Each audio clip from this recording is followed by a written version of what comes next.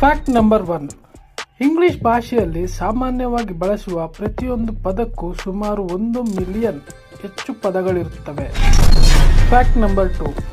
ನಾವು ಈಗ ಬಳಸುವ ಟೆಲಿಸ್ಕೋಪ್ಗಿಂತ ಮೊದಲು ಡಚ್ ಕನ್ನಡಕ ತಯಾರಕ ಹ್ಯಾನ್ಸ್ ರಿಪ್ಪರ್ಸ್ 1608ರಲ್ಲಿ ಮೊದಲು ದೂರದ ವಸ್ತುಗಳನ್ನು ನೋಡುವ ಕನ್ನಡಕವನ್ನು ಕಂಡುಹಿಡಿದನು.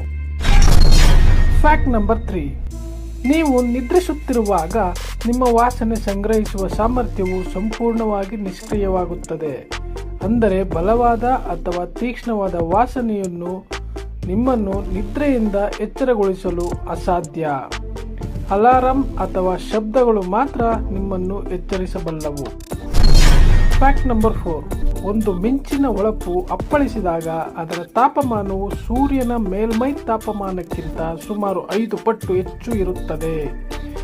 ಮಿಂಚಿನ ತಾಪಮಾನವು 30,000 ಡಿಗ್ರಿ ಸೆಲ್ಸಿಯಸ್ ವರೆಗೆ ತಲುಪಬಹುದು. ಆದರೆ ಸೂರ್ಯನ ಮೇಲ್ಮೈ ತಾಪಮಾನವು ಸುಮಾರು 5,500 ಡಿಗ್ರಿ ಸೆಲ್ಸಿಯಸ್ ಮಾತ್ರ ಇರುತ್ತದೆ.